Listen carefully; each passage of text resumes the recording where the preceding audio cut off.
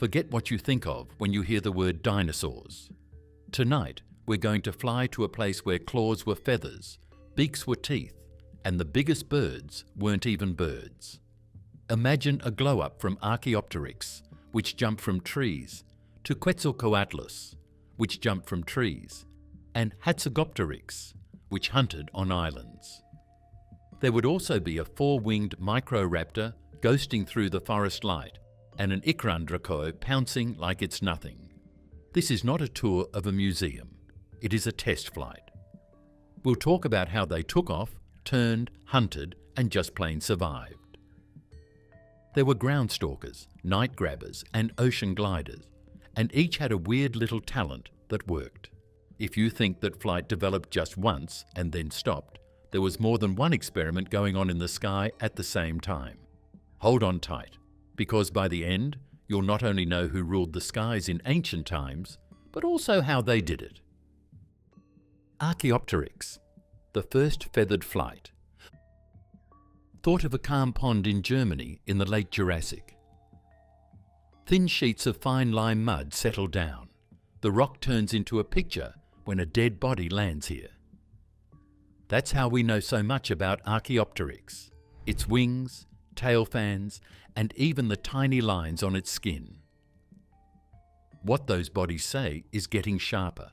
Scans of the wing bones show a structure built for short, strong bursts of flapping rather than endless soaring. Think pheasant, not albatross. The shoulder and chest carried serious muscle, but the wing stroke likely swept forward and down more than the steep pump of modern birds. It could power itself into the air, then trade to controlled glides between perches or across small stretches of water. Flight feathers were long and asymmetrical, helping the wing bite the air during a downstroke. Smaller feathers around them smoothed airflow the way shingles smooth rainwater.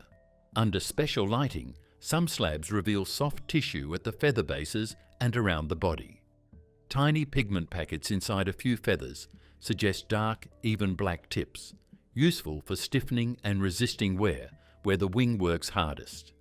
A long bone stick finished in a fan of stiff feathers that held the animal steady. During a low pass, the tail could keep the plane level, lift the nose for landing, or trim a quick turn. It's likely that they used hug and climb on rough wood instead of the neat wrap that modern songbirds do, because their hands still had claws and their feet didn't have a fully reversed hind toe. Bone tissues point to steady but not very fast growth, closer to small dinosaurs than to rapidly maturing modern birds. That kept adult mass low, roughly the size of a crow, and left room in the chest for powerful flight muscles without tipping the balance. Lightweight, well-feathered, and warm-blooded enough to be active, Archaeopteryx reads as an athlete of short flights, not a glider chained to the wind. Not every specimen is the same, and that is important. Skulls and wings vary in small ways from one slab to another. Nearby rocks even hold a second early bird with stronger downstroke scars on the hand, showing that more than one lineage was testing the sky at the same time. Instead of a single first bird, picture a cluster of close cousins living on the same islands, each nudging the mechanics of flight in a slightly different direction. Where did it live? The Solnhofen archipelago was a patchwork of low islands, tidal flats, and shallow lagoons. Archaeopteryx likely took off from tree trunks and limestone ledges, made short, powered hops over water, and landed on scrub or rock to rest and feed. Launch would have been quick. A crouch, a spring, 2 or 3 heavy wing beats, and clear air under the body. What did it eat? The teeth were small and slightly recurved, good for catching lizards, insects, and small fish. The snout was narrow, so bites were precise. It could strike at moving prey on a branch or make a snatch from a shallow pool, then climb to a safer ledge to swallow. Sharp claws on hands and feet help pin struggling food without tearing the wings. Pteranodon, the ocean glider with a crest. Make a warm interior sea that goes across North America, and you'll get the Western Interior Seaway. This is where Pteranodon lived, The fly's bones are crowded into the chalk because it lived mostly in the air. A very light body was carried by long, thin wings. The head had a hollow beak at the end and a thin bony crest that looked like a sail stuck out behind it. Only when put together does the crest make sense. There are thick skulls with long, tall crests and thin skulls with short, thin crests. The smallest is seen in juveniles. It fits sex and age. One sex, probably men, got bigger hats as they got older, while the other stayed lighter. When a trait shows up late, it's generally more of a signal, showing health and status, than a way to guide. The beak tells the rest. Smooth and toothless, it gripped slick prey without the snag of teeth. Stomach contents and quarry fossils point to fish and squid-like animals. Picture the routine. Launch from a sandbar or cliff, work crosswinds, spot a school near the surface, bank, dip, seize, swallow, climb. Toothless did not mean weak, it meant fast strikes and quick resets. How did a large animal get airborne? Pteranodon walked on all fours with the wing finger folded. Takeoff likely used a quadrupedal vault. Crouch, explode up with forelimbs and hind limbs together, and let the first downstroke start while still rising. From a cliff, that became an instant glide. From flat ground, 2 or 3 hard strokes made clean air. From calm water, a short splashy sprint and a bounce off a wave face were probably enough. Once aloft, it lived on cheap energy. Long, high-aspect wings fit dynamic soaring, stealing speed from layers of wind like an albatross. Over the seaway, afternoon breezes, storm fronts and lift rolling off chalk bluffs drew invisible highways. That generous sky explains the numbers. Pteranodon did not flap for hours. It hunted where the air already worked. Open water was rich and risky. Sharks hunted the surface. Mosasaurs cruised below. Some bones carry shark bites. Others show tiny grazing trails from scavengers that fed on drifting wings before burial in lime mud. These traces confirm near-surface feeding and explain the chalk's fine preservation without needing lucky guesses. Growth lines add social colour. The smallest individuals have limb shafts hinting at lighter loads and short flights near nursery beaches. With age, breastbones and crests enlarged and limb bones thickened where flight muscles pulled hardest. A living colony would look like a spectrum, juveniles circling close to shore, slim subadults learning wind, full adults riding long routes over deep water. The crest probably did little to steer. Thin bone and big variation argue against tight aerodynamics. Think flags and faces. In crowded air, a tall crest helps partners find each other and rivals judge distance. Soft tissue likely extended the bony base, turning the whole head into a banner that brightened in breeding season. Quetzalcoatlus, the titan of the skies. Over 65 million years ago, in what is now Texas, something taller than a basketball hoop walked along a river bar on all fours. It stopped, raised its long, stiff neck, and then shot into the air like a running pole came to life. This is a rough sketch of Quetzalcoatlus. It was a huge pterosaur that sometimes hunted on the ground and sometimes flew long distances. Start with the bones. They are thin-walled and air-filled, like reinforced drinking straws. The wing finger is a single, huge bone that supports a skin membrane. The neck vertebrae are long and boxy, built to carry a large head without bending like a noodle. Everything points to one goal: keep the frame strong, but keep the weight low. That is how you get a flying animal with a wingspan longer than a city bus. The Texas rocks that hold Quetzalcoatlus also hold a story about where it lived. These layers record streams, sandbars, and patches of woodland, not open ocean. That alone undercuts old artwork that showed this animal skimming waves. A river edge setting fits a stalk and stab lifestyle better. Walk with the wings folded, watch for movement, and jab at fish, small reptiles, baby dinosaurs, or large invertebrates the way a modern heron does. The next big question is how to take off, and the answer is not to run like a swan. The front limbs did most of the work.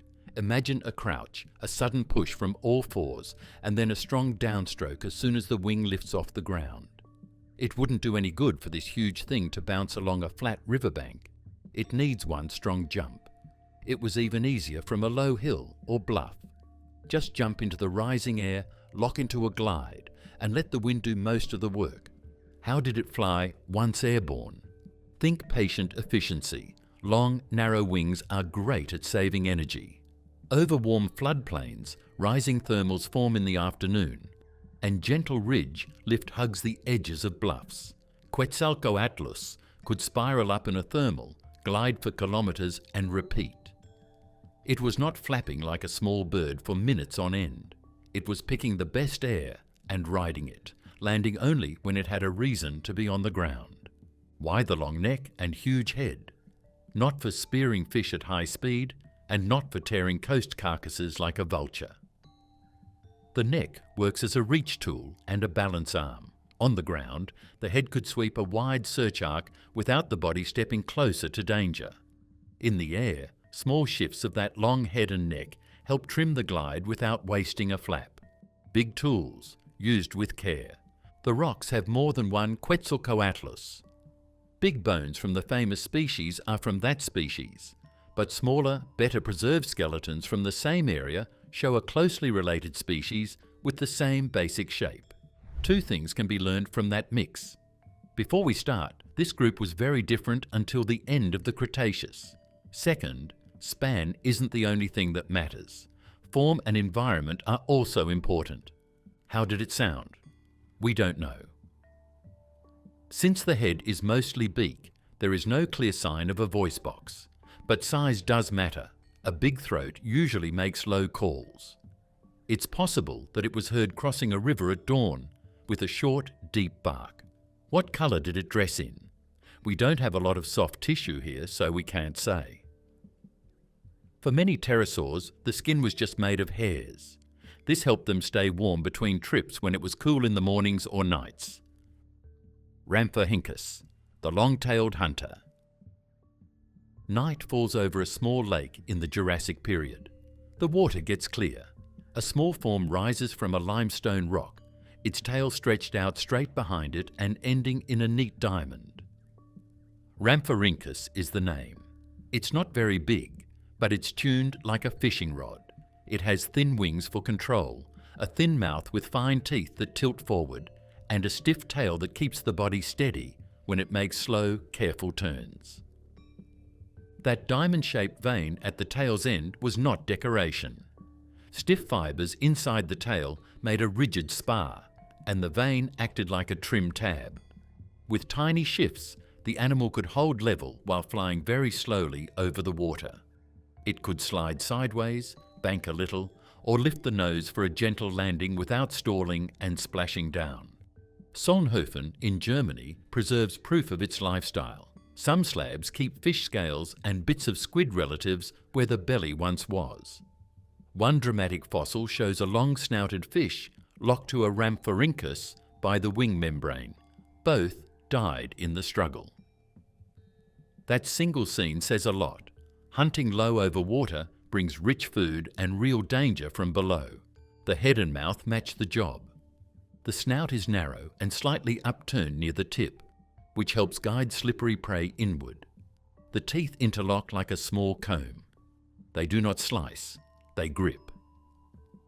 Picture a slow pass a hand's width above the surface, a short dip, a quick snap, and then a climb of a few body lengths to swallow before the next try.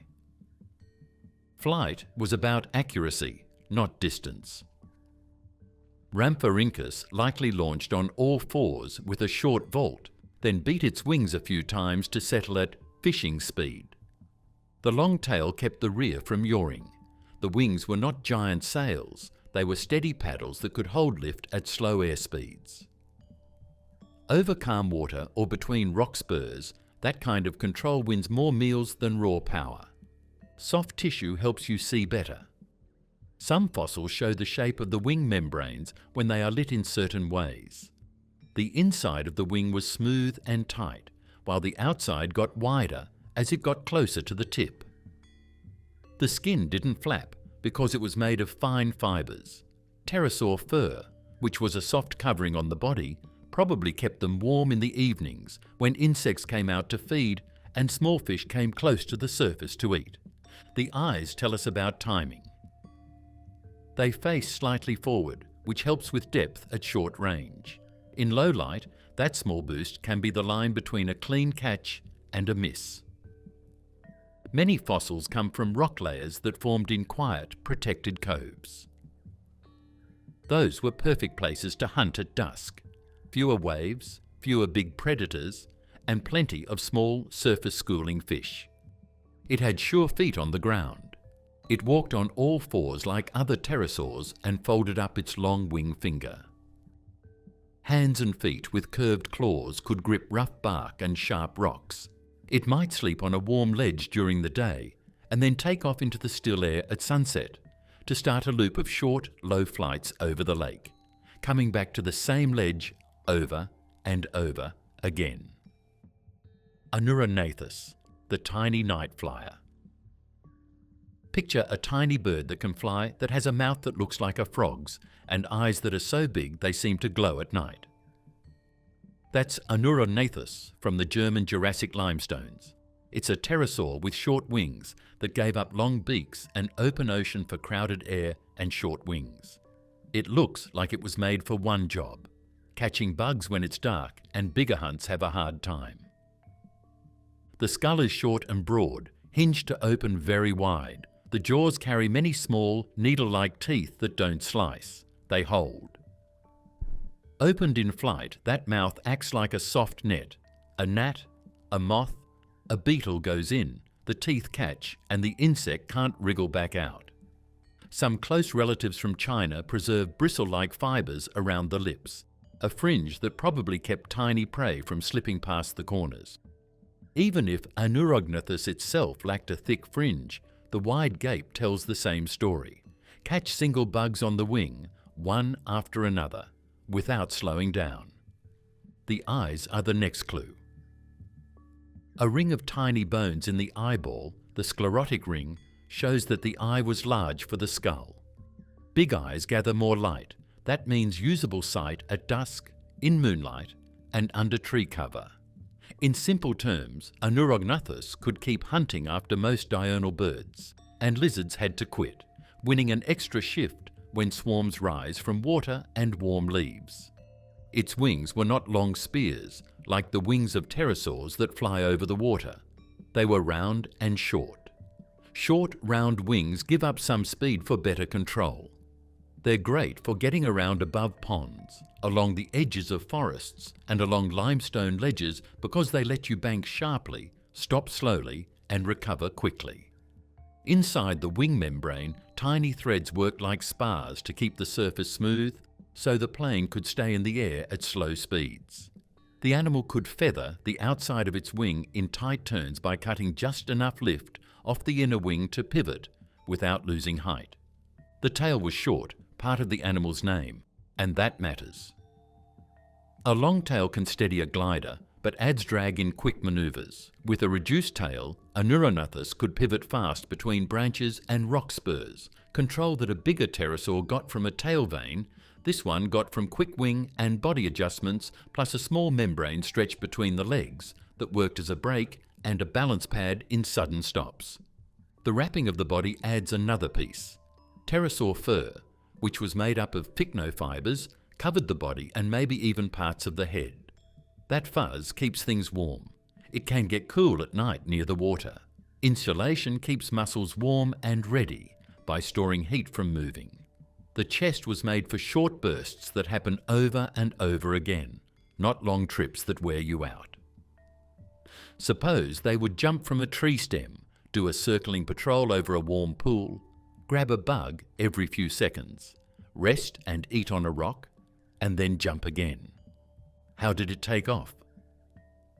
On all fours, like other pterosaurs. A quick crouch, a spring from both hands and feet, and the first downstroke begins while the animal is still rising. From a perch. It needed almost no runway, perfect for cluttered habitats. Once airborne, it could fly slow enough that you might mistake it for a bat at a glance, except the silhouette shows a single long wing finger supporting each membrane rather than hand-spread fingers. Where did it spend its days? Most likely in cracks, tree holes or thick tops where there isn't much light or wind. The claws on their hands and feet are curled so they can grip rough surfaces. Several preserved Anuronathids have their wings folded tight and their heads tucked in. These are resting positions that are good for safe, hidden daytime hiding places. People would sneak out one at a time at dusk, instead of all at once, to escape being seen by animals with sharp ears. Tapejara, the sail-crested showpiece. When you walk along the lake shores of early Cretaceous Brazil, you'd see bright spots of colour run between low plants and then rise into warm air. Tapejara probably lived like this. Short trips, lots of landings, and a head crest that was easy to see from far away. It has a short body, a strong neck, and long front legs for jumping. The head has a tall, sail-like crest that goes through soft tissue beyond the hard base. That sail probably looked bigger and brighter in real life than the bones show. The crest wasn't just a fin stuck on a head. It had internal struts and blood channels that would have fed living skin. That tells us it could have grown with age and changed with health or season. Young tapjarids across several sites show small, simple crests. Adults carry tall, ornate ones. That age shift is a classic display first signal. A feature that blooms late is meant to be seen by other tapejara, picking mates, warning rivals, and helping a flock sort out who is who at a glance. If the crest were a steering blade, we'd expect a heavy, bony keel and a uniform shape. Instead, crests vary wildly between close cousins, and some species extend the soft tissue far beyond the bone. That looks more like a banner than a control surface. In crowded air over trees, tapejara didn't need a giant rudder. It needed to be noticed by the right eyes and ignored by the wind. Broad wings with forgiving tips did the real steering. What they ate shows that their sky life was very different from that of fish-eating pterosaurs. Its beak is deep and narrow at the front, like a strong yard shear, and it doesn't have any teeth. Bite lines and wear show that the hair was carefully plucked, not torn. There are many theories about what tapejara ate. Some say it ate fruit when it was in season, young shoots and leaves near water, and sometimes it ate insects or small animals. A bird that eats fruit changes a forest. You can plant tomorrow's shade by taking a berry away from its parent tree, sitting on a warm beach and dropping the seeds with a little fertilizer on top of them. Wings and legs fit that style. The wings are moderately broad rather than super long and narrow, tuned for control at slow speeds. That lets tapejara thread between trunks, rise over a gap, then slip down to a log without stalling. On the ground, it walked on all fours with the long wing finger neatly folded, leaving even, deliberate steps. The feet and hand claws are curved for gripping bark and rough stone, perfect for quick hops between perches along a lakeshore. It took only a moment to launch. Most likely, tapejara jumped into the air from all fours. He did a crouch, a spring with his hands and feet together, and a strong first downstroke while still rising. It didn't need much of a runway to get from a tree or rock. In crowded settings, that anywhere start is just what you need. The goal is not to get high, but to be in control. Get into the air, clear the brush, and bank into a slow loop where fruit hangs. Colour is one of the few things we can't read directly, but the skin and blood supply in the crest make strong hints. Living animals use headgear as billboards, and billboards work best in colour. It's reasonable to imagine bright bands or patches on the soft tissue sail, tones that deepened in breeding season or shifted as individuals matured. In a colony's dawn light, those sails would turn the shoreline into a quiet parade of signals. Dimorphodon, the toothed glider with a beastly face. Mary Anning, a fossil digger from England's Lyme Regis, found some strange bones in the early Jurassic rocks. They included a deep head that looked like a bulldog's and a light frame for flying. The animal was later given the name Dimorphodon, which means two-formed tooth, because its teeth are clearly different from one another. The front teeth are long and fan-shaped, ready to grab. Further back are shorter teeth with more than one edge for biting. That mix is unusual for pterosaurs, and it shows that Dimorphodon was an agile eater that could catch and then digest different types of food. Look at the skull, and you see why artists love this animal. The head is big and deep for its size, with huge openings to lighten the bone. The neck is short and strong. Behind that, the body is compact, the chest braced for powerful wing muscles, and the wings themselves are long. The wingspan reached roughly 1.5 meters, yet the whole animal probably weighed only a couple of kilograms. The tail was long and stiffened, acting as a built-in stabilizer during slow turns and landings. That mix of parts leads to a certain way of life. Dimorphodon did not ride the waves at high altitudes like later giants did. It flew along the coast and in the forest. It took off and landed a lot and flew very briefly. Picture rocky outcroppings, piles of driftwood, low trees and sea caves. Its hands and feet both have bent claws that grip rough surfaces well. Its short, strong neck and claws make it likely that it climbing up tree branches and rock walls to safe spots where it could jump off easily. The two kinds of teeth tell us Dimorphodon could handle more than one job. The front fangs pin slippery prey, small fish in tidal pools, quick lizards on sunny rocks, and big insects blown in from the shore. The rear teeth crush. Hard-shelled beetles, soft-boned fish, or even tiny crustaceans would all be on the menu. This is a generalist toolkit. Grab, adjust the bite, crush, swallow. You can imagine it working the splash zone after a storm, picking at stranded life between pools, then hopping to a drift log to finish the meal. Digodon wasn't a weak crawler when it was on the ground. Trackways from cousins show that they walk on all fours and keep their wing finger bent. The back feet don't point out to the sides.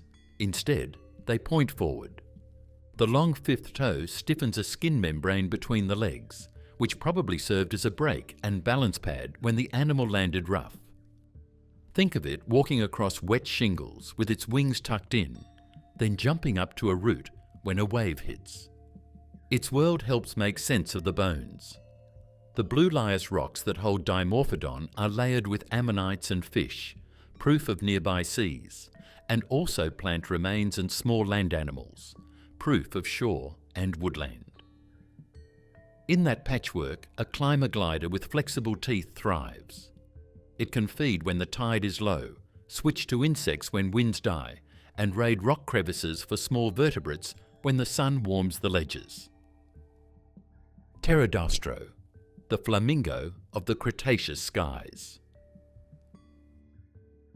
In the middle part of Argentina, there used to be small lakes that were pink with tiny crabs. It was one of the strangest birds ever found that lived on those quiet waters. The bottom jaw was long and slightly tilted back, like a spoon. There were hundreds of bristle-like teeth lined up in rows along the spoon. You can make a living filter by putting that jaw into the water and pushing forward. It's clear why people call it the flamingo pterosaur. When you look at the parts, the filter makes sense. The bristles were on the lower jaw, and the top jaw had thinner, simpler teeth that helped move water and catch it. The animal moved its head, letting water flow between the bristles. Water fleas, copepods, and bug larvae stayed behind as the animal caught them. Like a hand pushing through a net, a wide tongue and throat muscles probably help push and pump water out. In some skulls, the stomach area still has smooth stones called gastroliths that would have been used to break down soft food before it was eaten. That is a very clear sign of how this animal broke down its food. Pterodastro did not need speed to make a living. It needed control. Its wings were long but not needle-thin, good for steady, low flight over calm water and for precise landings on bars and mudflats. On the ground, it walked on all fours with the long wing finger folded, leaving neat, even steps like other pterosaurs. Launches were quick. From a sandbar or shallow waterline, it could crouch, vault up on both forelimbs and hind limbs together, and be flying before a ripple had time to spread. The lakes it used were seasonal, sometimes broad and warm, sometimes low and salty. When the water receded, shallow ponds trapped clouds of tiny crustaceans along the edges. That is a buffet for a filter feeder. You can picture the routine at dusk: glide in low, settle with a hop, wade belly deep or float, and sweep the jaw in slow arcs until the throat pouch is full. Then a short lift into the air, a shift to a quieter cove, and another pass. Its skull looks delicate in pictures, but the engineering is smart. The long lower jaw is gently curved, spreading stress along the rim so the bristle battery doesn't snap during a sweep. The neck is sturdy enough to hold the head steady against water drag. The whole front of the animal works like a set of flexible tongs, wide enough to gather a lot on each pass, but fine enough to spare the bristles from bending too far. Colour is always the hardest part to prove, but the menu hints at it. Diets rich in small crustaceans carry pigments, carotenoids, that, in many modern birds, tint feathers pink or orange. We do not have direct colour from Pterodastro's soft tissues, but the same food chain was in place. It is reasonable to imagine this flyer wearing muted rose or sandy tones during rich seasons, fading when the lakes went lean. A group of skeletons, not just one, is one of the most remarkable things that have been found. A lot of Pterodastro animals, from very small babies to fully grown adults, eggs and tiny flaplings, are buried in bone beds in Argentina. That tells us a lot at once. The pterosaurs built their nests near the lakes where they ate. Young were able to fly early on and weren't helpless babies in the nest. Age groups lived next to each other, probably spread out by size. The tiniest animals worked in quiet coves full of midges and microcrustaceans. The bigger teenagers hung out on the open, windy edges, and the adults sailed the longest loops between the best ponds. Pterodastro was not trapped in the water. When the wind rose and the lakes chopped, it could leave and forage along quieter channels, or switch it to picking small insects on the wing above sheltered pools. Its teeth were perfect for filtering, but the rest of the animal was a generalist flyer. Strong chest, forgiving wings, quick launches, and sure-footed walking on firm ground. Ikrandraco, the dragon with a chin keel. A slim-winged pterosaur flies low over the water of an early Cretaceous lake in northeastern China. It then flicks its head and grabs a flashing fish without hitting the water. Welcome to Ikrandraco. Its name comes from the movie Avatar's Ikran sky beasts, and the word Draco means dragon. The Jiufotang Formation is home to this medium-sized pterosaur that flies. It has one of the weirdest tools in the pterosaur world, a keel on the bottom of its mouth. Most pterosaurs with headgear put it on top, tall crests that look like sails or horns. Ikrandraco flips the script. The top of the skull is smooth, but the lower jaw grows a long blade that swells into a rounded chin. At the back of that blade sits a small, hook-like bump. The bones there are grooved and rough, the kind of texture you see where strong soft tissue once anchored. Put that together and you get a tidy picture. A soft gullar pouch, like a shallow pelican bag, stretched from that hook onto the keel. It wasn't a big scoop for ploughing water, it was a flexible pocket, temporary storage for small fish. Ikrandraco's jaws carry many fine, backward-tilted teeth of similar size. They don't slice or crush, they grab and hold. A quick dip and sideways sweep would shove prey past those teeth and into the pouch, letting the animal keep flying while it sorted dinner from water. That solves a hard problem for small aerial fishes. You don't have to land after every catch, and you don't have to risk a long sit on the surface where bigger hunters can reach you. A lot of people think that long-jawed pterosaurs skimmed, like current skimmer birds, but that idea isn't based in reality. There is a lot of drag at the top of the water, and pterosaur necks weren't designed to keep going fast. It looks like Ikrandraco likes to do something softer and more exact, like low passes, short dips, and quick angled sweeps that barely touch the water. Do not think plough and pray. Instead, think touch and lift. In those times, the lower keel helps keep the jaw stable, just like the keel on a boat helps it stay straight during a stroke. Its world fits the tool set. The Dufotang lakes were ringed by sandy bars, deltas and low woods. Fish were abundant, along with insects and small crustaceans near the edges. The same rocks preserve other flyers, tapijarids with big display crests, and toothed spear-snouted hunters like Quetzalcoatlus. Niche partitioning makes sense here. The big crested forms worked forest edges and fruit. The spear-snouted forms struck larger fish head-on. Ikrandraco focused on small prey with dip and store tactics along calm margins and open coves. The wings are long enough for steady travel, but not so extreme that the animal must live over the open lake. The shoulders and chest show solid flapping power for frequent takeoffs and landings. On the ground, it walked on all fours with the wing finger folded, leaving neat, even steps. Launches were fast, a crouch, a spring from hands and feet together, and the first downstroke while still rising. From a low bank, that meant air in a heartbeat, exactly what you want when fishing near lurking crocodile cousins. It's likely not a mistake or a lost piece that there is no top crest. It's a signal. When it comes to pterosaurs, the crest is mostly for show. It changes shape a lot as the animal ages. Ikrandraco keeps the top of his head clean and buys a useful tool below. In the sky, where other species already wave big flags that gives up looks for function. Without a heavy, bony tower, colour on the throat skin and the keel edge could have sent the right message. Nyctosaurus, the winged skeleton with antlers. Think of a thin pterosaur flying over a calm part of the western interior seaway. Long, thin wings keep the speed steady. It looks almost silly, with its tall, twisted crest that looks like a set of horns drawn in bone. That is a Nyctosaurus fossil from the Smoky Hill Chalk in Kansas. It has a small body, a very harsh style, and was designed to live above open water. Most adults were only about 2 to 3 meters across the wings, far smaller than their famous neighbor Pteranodon. The wings were high aspect and built for cheap travel, long forearms, an elongated metacarpal, and a very long wing finger forming more than half the span. The body was light and the tail short. Everything about the outline says seabird job, ride wind layers, make long crosswinds, and turn small gusts into distance. Now the part everyone remembers, the crest. Mature skulls of one species sprout a towering Y-shaped frame that rises well above the head.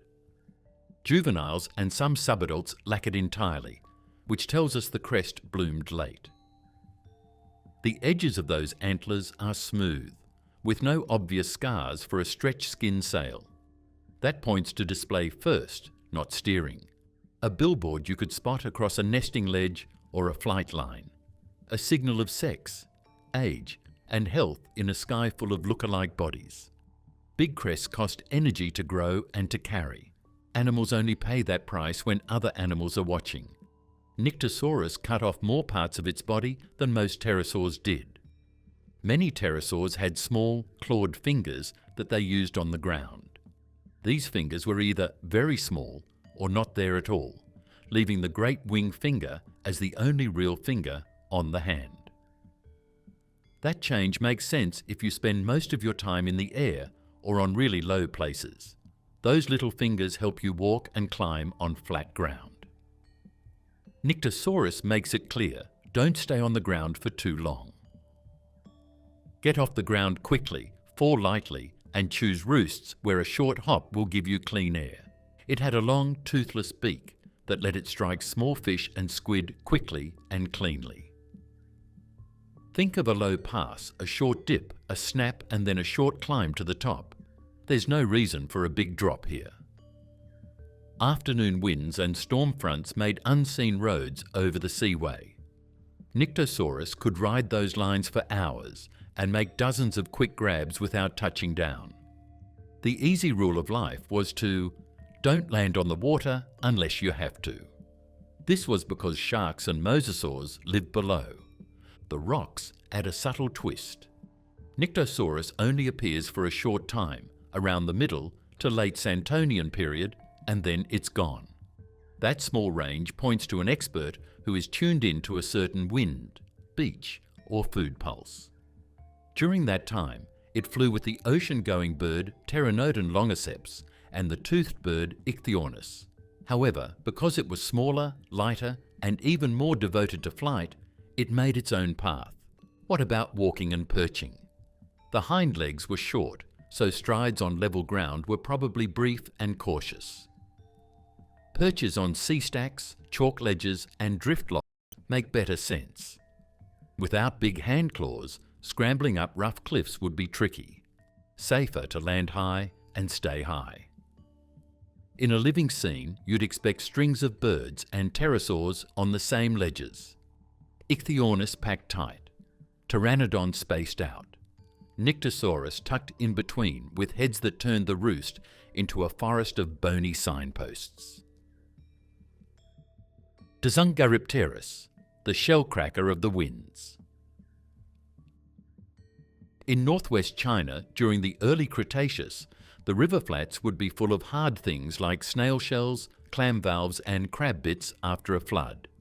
That's where Hatzegopteryx worked. It didn't have a long stick with teeth that could catch fish. It had a slightly cocked, empty beak tip that looked like a pry bar, and behind it were rows of short, pointy teeth that fit together like pebbles in a press.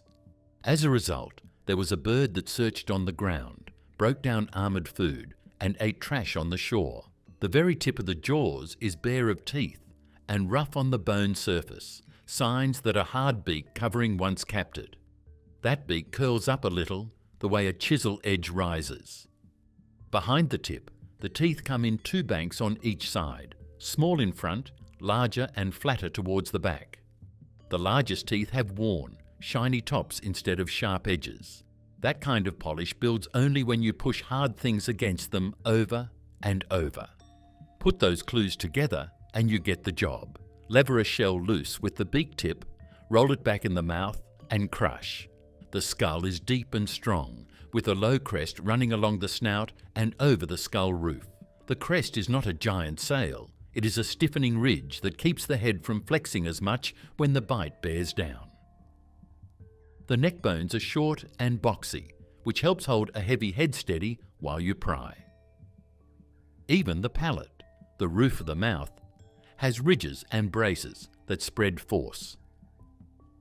All of that is overbuilt if you only pluck soft food. It makes perfect sense if you pry and crush. Hatzegopteryx bones are found in floodplains, rivers and small lakes in the middle of the country, not in chalks that were put down far out to sea. That place doesn't seem like a good place to find shellfish until you think about how small they are. Freshwater clams in channels, snails on muddy bars, and crayfish or small crabs in quiet pools. These animals would often get stuck in piles after a flood. An alert hunter could slowly move around the edges and turn each pile into calories, one crunch at a time. On the ground, Hatzegopteryx was not clumsy. The hand formed a stout front foot when the wing finger was folded, and the hind feet were forward-pointing and compact, made for steady steps on packed mud and gravel. Curved claws on both hands and feet gripped driftwood or low roots when it needed a higher perch. Picture the routine on a drying flat. Walk a few paces, test the ground with the beak, flip a shell, crunch, swallow, and move again. Could it eat something else? Yes, if you need to, a mouth that can break shells can also break beetle armor, crack small bones, and handle tough plant bits. It probably took whatever the shore had to offer that day. But the worn-down teeth, the off-center beak, and the heavy braced head show that hard prey wasn't a mistake. It was planned. Social life leaves quieter signs, but the rocks hint at groups. Multiple individuals occur in the same layers, and close cousins from the same basins show mixed-age bone beds. Shell banks are patchy. They refill after floods and dry spells. A smart strategy is to forage near each other, then fan out along the flats so no one spot is stripped clean. At dusk, you can imagine several stocky-headed shapes lifting off one after another, each carrying enough calories to fuel a night's rest. Pixie, the bird that challenged flight's timeline. The bones in Montana's Two Medicine Formation are so small that you might miss them if you blink. They are on a windy hill. There are only a few light, hollow bones from a critter about the size of a dove. One piece of the humerus is here, and another is there. The bits of rock were called pixie, and they started a discussion that makes paleontologists want to learn more about tiny flyers that lived in the late Cretaceous. At first glance, the bones look bird-like, thin walls, a strong place for the main flight muscle, and a shape that hints at fast, punchy wing beats. But the details are odd. Some features fit small birds, others look more like pterosaurs. That tug-of-war turned Pixie into a test case. What do you call an animal when the usual boxes, being a bird or pterosaur, both claim it? This is not a naming game. It changes the story we tell about who owned the Cretaceous sky in Western North America. For years, the headline flyers of this time and place have been big names. Toothed seabirds like Ichthyornis over the coasts, and giant pterosaurs over rivers and floodplains. Pixie points to another lane, tiny inland flyers using quick flapping, short hops, and safe roosts among low trees, lake margins, and mudflat scrub. The rocks help us place it in life. Two Medicine was not a quiet lagoon. It was a seasonal landscape. Lakes filled and shrank. Storms hit hard and left fast. Herds of hadrosaurs nested on high ground. In that noisy, changing world, a small aerial hunter with fast takeoffs had a niche. Short flights between shrubs, bursts over pools at dusk, landings on driftwood or tussocks where a quick launch was always possible.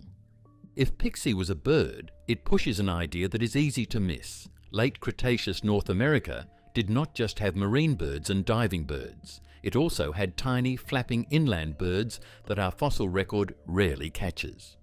If Pixie was a pterosaur, it pushes a different idea.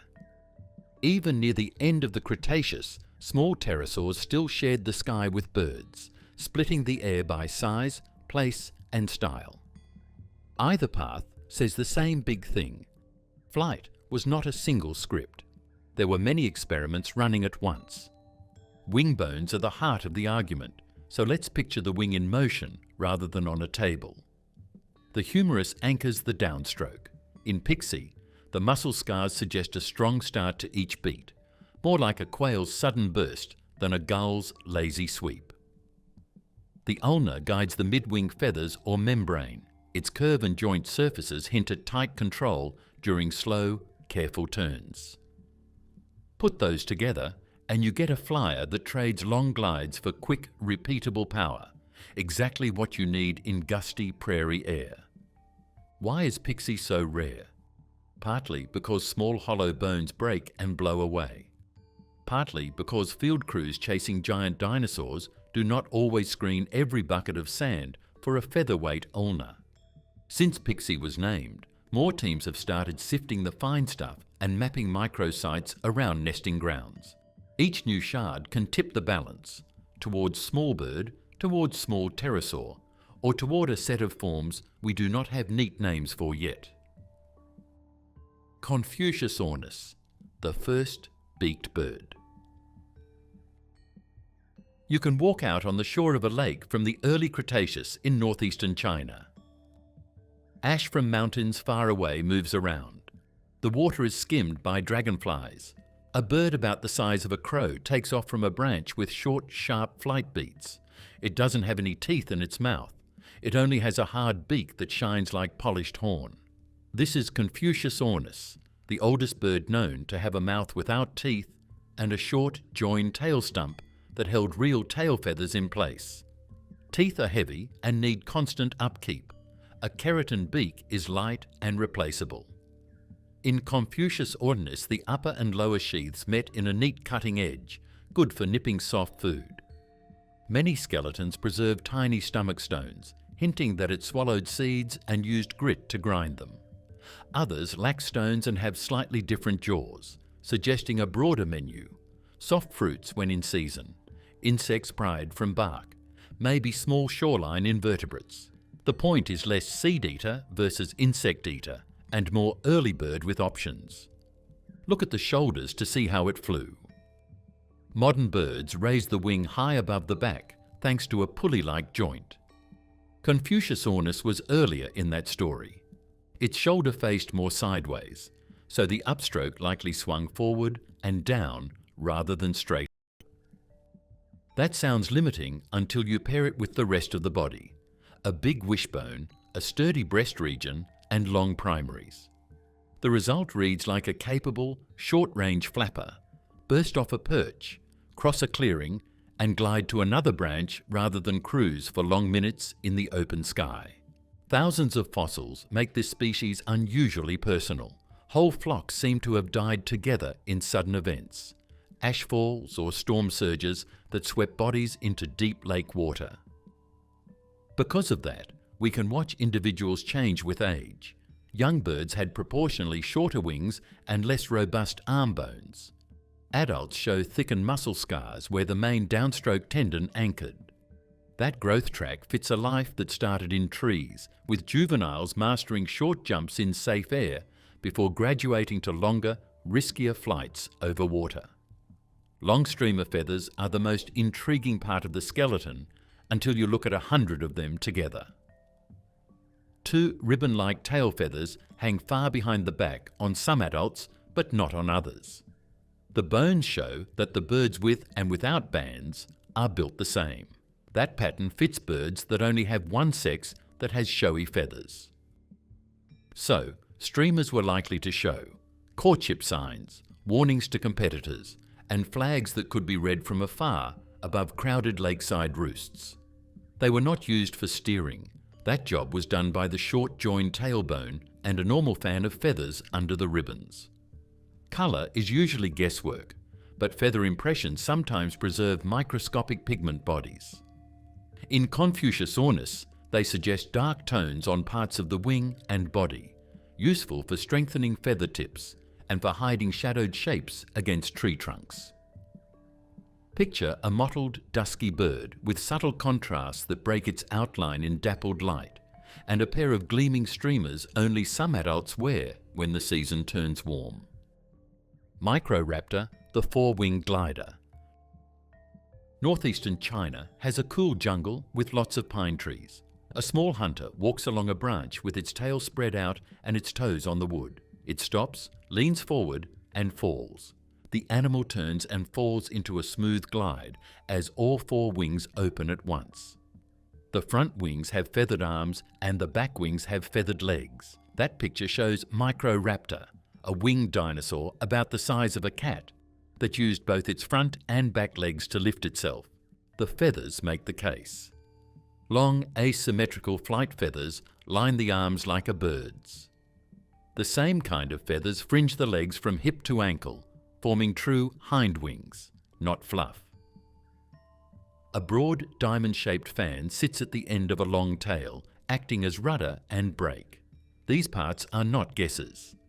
Fine-grained lake beds in the Jehol rocks preserved full silhouettes, so we can map where each feather lay and how the plan ran along the body. Colour even peeks through. Under a microscope, tiny pigment bodies in some specimens match the pattern seen in glossy black bird feathers today. That suggests Microraptor often wore a dark, iridescent suit, useful for a hunter that moves in dappled light and wants to vanish the moment it lands. How did it fly? Tests with models and careful comparisons point to short, controlled flights between trees. A crouch and push from the branch started the drop. Opening all four wings made lift at low speed. The tail fan trimmed pitch and roll so gusts did not tip the body. Forewings did most of the work. Hind wings added lift and, most of all, control when air was slow and messy among branches. Over open gaps, Microraptor could add a few hard flaps, then level to a glide and flare its tail to land. The hind toe was not fully reversed like a perching bird's, but the claws were sharp and strongly curved, good for clinging to rough bark and climbing trunks in short spurts. The hands ended in small claws too, useful for steadying the body on a leaning branch before launch or for pinning prey in the first heartbeat after landing. Different skeletons preserve real meals: small birds, lizards, mammals, and even fish. That mix says opportunist. Perch above a stream and drop on a flashing fish. Slip between trunks and snatch a roosting bird. Sweep a leaf litter edge and pounce on a skittering lizard. The narrow toothed jaws and quick bite work for all of those targets. There was disagreement about wing position. Were the back wings bent down like a second deck, or could the legs spread out to make two level pairs of wings? It's likely that Microraptor used more than one pose. In small areas, a setup that is a bit like a biplane would slow the glide and make control better. For a bigger gap, letting the legs fall a little lower and farther back would keep the speed up and cut down on drag. That being said, the tail fan was always busy. It lifted the nose for landing, stopped wobbles during turns, and helped the body stay steady when the glide slowed down. Bone tissues in small individuals show they were active and already using their wings, not nest-bound for long. That fits a forest full of perches of every size. Youngsters could practice short hops near trunks where air is calm. Larger animals took longer routes between crowns and over open channels above streams. Jeholornis, the long-tailed bird survivor. Walk an early Cretaceous lakeshore in northeastern China, and you might see a slim, crow-sized bird launch from a low branch. Its body looks modern, but a long bony tail streams behind it, a relic from deep time. This is Jeholornis, an early bird that kept a dinosaur-style tail, yet lived like a quick, agile flyer of forests and lake edges. The tail is the key. Unlike living birds with a short tail stump, Jeholornis had many tail vertebrae and finished them with a plume. In some individuals, the tail ended in a small fan. In others, in paired ribbon-like feathers that trailed far behind the body. The bony tail acted as a lever, lifting the nose on takeoff, steadying the glide and trimming small turns. The feathers turned that lever into a signal adults could flash during short aerial chases among branches. The beak and belly revealed the menu. Several skeletons preserve polished pebbles, gastroliths, in the stomach region, a classic sign of grinding hard food. Others preserve whole, unscarred seeds with no pebbles at all. That contrast points to a flexible diet shaped by season. Hard seeds when fruit was scarce.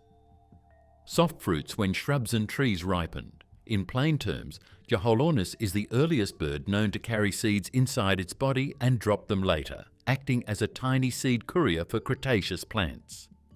Picture a day when fruits are in season. Before dawn, the bird warms up on a ledge of limestone. It then takes off with a few strong flaps of its wings into the still air. With thin wings and a light body, it's easy to hop in the small spaces between crowns. Take bright berries, eat the pulp and seeds together, and then glide to a warm spot. Some seeds and a neat box of fertilizer fall through as it flies to the next tree. Over the course of a few weeks, that pattern can change the shoreline by making new plants grow in the gaps and moving the forest edge. The chest and wishbone were strong, but the shoulder joint still faced more to the side than in modern birds. That likely produced a forward and down downstroke rather than the steep pump you see in pigeons, in cluttered air that is not a floor. Short, punchy flaps combined with a long, trim, happy tail are perfect for quick takeoffs, careful glides and soft landings on narrow branches. Jeholornis did not cruise for miles. It moved often and precisely. The hind toe was partly reversed, good for gripping bark even if not as neat as a songbird's clamp. The fingers still ended in small claws, useful for steadying the body on a leaning trunk or pinning a wriggling insect pried from under loose bark. Add those tools to a light body and you get a climb, hop, launch routine. Climb a bit, hop to a better angle, launch across a gap, and repeat. Ground runs were brief and risky, so most travel stayed above roots and water. Anhanguera, the winged hunter of Brazil's skies. Stand on the edge of a Cretaceous beach in northeastern Brazil. A warm wind, rough waves, and silver flashes just under the water. A shadow snaps, tilts its wings, and dips its head. There was a pterosaur from the Araripe Basin named Anhanguera. It had long wings and ate fish. Its head was shaped like a tool. The snout should be first. The very tip is wide and shaped like a spoon. It has a rosette of bigger teeth that point outward and forward. The teeth get smaller and more even behind that rosette. This design isn't a mistake. The rosette grabs a fish by its head, and the smaller teeth at the back hold it in place. The top jaw had a low bony crest, and the lower mouth had one that matched it. In real life, those ridges were probably connected by soft tissue that formed a shallow bow that helped cut through spray easily during quick dips. Those famous Brazilian fossils are three-dimensional. Many are preserved inside hard nodules, so skulls keep their shape instead of being crushed. That is why we can read small features, like channels for blood vessels along the snout, and a forest of little pits around the tooth bases. These hints point to a living beak with rich blood supply and a sensitive tip, useful when your food fights back in bright, reflective water. Wings tell us how it flew. Anhanguera's wings were long, narrow, and light. The shoulder joint and chest were strong, but not built for endless hard flapping. That mix fits dynamic soaring and short bursts of power. Along sea cliffs and coastal dunes, small changes in wind speed build free energy. A skilled flyer can ride those layers, bank across them, and cover long distances while flapping only when needed. Launches were quick and four-limbed. A crouch, a spring from hands and feet together, and a powerful downstroke as the wing cleared the ground. From a ridge, it could simply step into lift and go. The style of feeding was about accuracy, not pushing. The stress that this move would put on the neck and jaw doesn't fit with old ideas of high-speed skimming. Dip and snatch is a safer picture. It flew low, used its eyes to find groups, and hit the water at an angle with short blows. When the rosette teeth met, they pinned the fish's head down. A tilt of the head moved the food deeper into the mouth. The animal could swallow and start over without having to land in the water, where sharks and crocodiles were waiting. Growth patterns add a social layer. In Araripe rocks, you find many size classes, some with small crests and some with large ones, that spread hints at mixed-age roosts on safe ledges above lagoons. Youngsters, light-boned and narrow-winged, likely practiced over calm coves at dawn and dusk. Older adults, with fuller crests and thicker muscle scars, ranged farther and worked breezier air along the coast. Sharing the same shoreline while using different air lanes cuts down on competition inside the species. Skull design backs up the grab-and-go life. The snout is deep and stiff for its length, with internal braces that spread bite forces toward the back of the head and down the lower jaw. The neck vertebrae are boxy and strong, keeping the head steady as the animal strikes at a moving target. Even the placement of the nostrils, set back from the toothy tip, helps keep splashing water out of the airway during repeated dips. What did Anhanguera have to deal with? A lot. Big-crested tapajarids were drawn to food and the edges of forests, and toothed ornithocarids were drawn to bigger fish in rougher water. Anhanguera doesn't do well in places with strong winds, coastal air, big or small fish near the surface, or short hits that happen often. That balance is what makes its bones common. It wasn't looking for rare foods. It was doing the same thing over and over again every day. Hatzegopteryx, the ground stalker of Transylvania. Visualize the end of the Cretaceous on the island of Hatzeg in Europe. Dwarf sauropods would be eating bushes, hadrosaurids would be moving in small groups, and there would be young dinosaurs everywhere, because islands tend to have a lot of them. Hatzegopteryx fits right in. It was an Ajdarchid pterosaur that stood as tall as a giraffe, but had a body that was very different from those of its long-necked relatives. Hatzegopteryx looks strong, while other Ajdarchids look weak. It has short, thick neck vertebrae that are held together by a dense, shock-absorbing web of bone. The skull is wide and deep, made to hold strong jaw and neck muscles in place. It was put back together from huge pieces of the back of the head and jaw. Those parts send a simple message. This was a land hunter who knew how to deal with trouble. Think about the way they hunt. An animal that walks on all fours goes slowly across gravel fans and open areas between trees. Each hand has a strong column-like forelimb made of the folded wing finger, and the back feet take light steps. The head is high on a strong, stiff neck and looks for movement. A young hadrosauroid steps out from under cover. The pterosaur closes the gap with a few long steps, coils its neck, and snaps its beak down in a clear, powerful attack.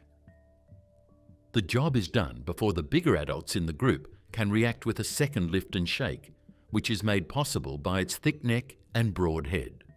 Why should we believe this picture of a ground stalker? Start with the body.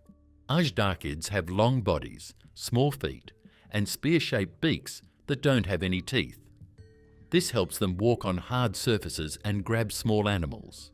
This is what Hatzegopteryx does. It shortens the weak link, the neck, and makes all the load-bearing parts thicker. Shorter cervical vertebrae lower bending stress. Thick internal struts stop twisting, and larger muscle attachments allow for strong head swings. It sounds like a design that was made not for skimming water or picking bugs off delicately, but for catching and holding big game on land. Flight was still important. Even an Ajdarchid that was very heavy could fly well. As a pterosaur, I knew how to do the classic quadrupedal vault. Crouch, jump up off all fours, and catch air with a strong first downstroke. Evening thermals and gentle ridge lift connected the island's low hills and limestone cliffs. The ability to fly let Hatzegopteryx keep an eye on a large area, change where it ate when the water level changed, and save energy by not having to walk long distances between open areas.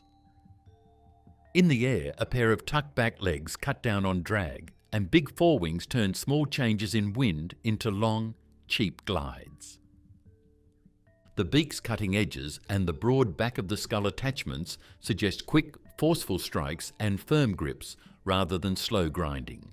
Limbs and neck together could lift a prey off the ground and carry it to a safer spot.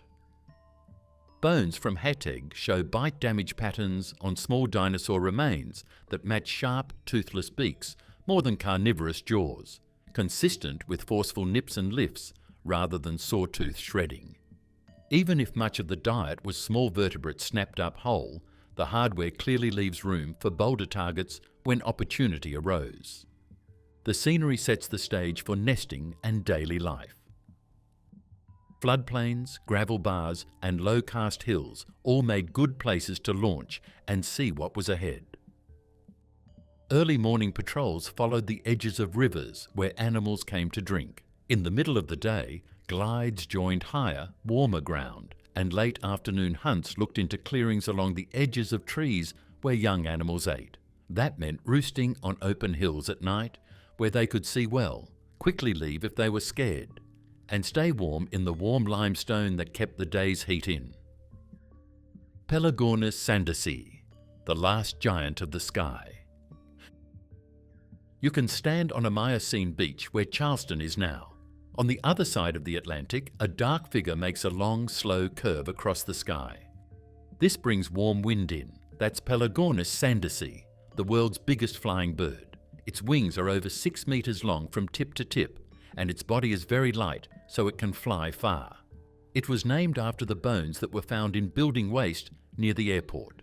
The bones are a rare find for ocean birds, because they include parts of the wings and legs that form a long, nearly full skull. This is enough to rebuild a life in the air. Look at that skull, and you see why prey had little chance. The beak is slender and stiff, and along both jaws run rows of bony pseudo-teeth. These are not true teeth. They are outgrowths of the beak bone covered by keratin in life, but they act the same on slippery food. Each spike is slightly hooked and spaced like fingers on a comb. When the bird skimmed low and snapped, small fish and squid met a picket fence. The spikes trapped and aligned the catch so the beak could slide it back head first with almost no struggle. The wings read like a manual for free energy. They are long and narrow, built for dynamic soaring, the same trick albatrosses use. Instead of flapping for minutes, Pelagornis stole speed from wind layers above the waves, climb across a gust, bank, dive into a slower layer to harvest the difference, and climb again. Long primaries spread drag across the tip, so stalls came gently and recoveries were clean. Body mass estimates land in the range where full power flapping was possible in bursts but costly. So the bird avoided it, choosing the cheapest lanes the ocean sky could offer. Launch and landing were the hard parts, and the skeleton gives honest answers. The keel on the breastbone is big enough for strong downstroke muscles, but the wingspan makes still air takeoff risky. The likely solution was a playbook of headwinds, slopes and short runs. On sea cliffs or dune ridges, a steady onshore wind turns a step into flight. On flat beaches, a fast, low run with ground effect under the wings lowers the power needed to get unstuck. Landings reverse the routine. Approach low, flare early and touch down with a few quick steps before folding the long sails. Everything about the head and neck says surface hunter. The eyes face forward more than in many seabirds, helping with depth at close range. The beak is deep enough for stiffness, yet thin enough to slice cleanly through spray. The long neck gives reach without a full body dive, keeping feathers dry and drag low. In action, the bird tracked slicks and tidal lines where schooling fish rose, then dropped to a few meters above the water, made a fast, level strike, and climbed just enough to reset, without splashing down among sharks. Where did it have babies? Sea stacks, high dunes, or low windy headlands with clean launch lines are all signs of remote rookeries that the bones don't name. Large wings need room to fly, and eggs and chicks need peace. In the past, pairs may have met at traditional sites, raised a single chick over long periods of time, and swapped long-distance foraging loops that followed wind highways for hundreds of kilometres, before meeting up again and switching turns. Pelagornis did not fly by itself. In the Miocene, the ocean was very busy. Seals and dolphins hunted below. Billfish and mackerel hung out on the edges, and sharks swam through all of it. Many other birds did different things. Divers dove, terns hovered and dove, and cormorants swam. Pelagornis hunted medium-sized prey near the surface, where its hooks and long reach helped it catch food quickly and with little effort. That area explains the group's record around the world. Pelagornithids have been found on many beaches over tens of millions of years. P. sandersii is both the last piece in the puzzle and the most grandiose example of the plan. And that's our flyover of deep time. Four-wing gliders, crest banner show-offs, chin-keel scoopers, and ground-stalking giants that vaulted into the wind like it was nothing. If this cracked open your idea of flight, drop a comment. Which sky trick wins? Team Four Wings, Microraptor, Crest Lords, Nyctosaurus, or Titan Jumpers, Quetzalcoatlus, Hatzegopteryx?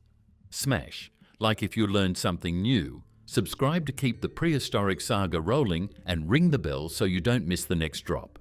Share this with the one friend who still thinks flight evolved once and called it a day. Now tap the next video on your screen. We're taking this momentum straight into the next era.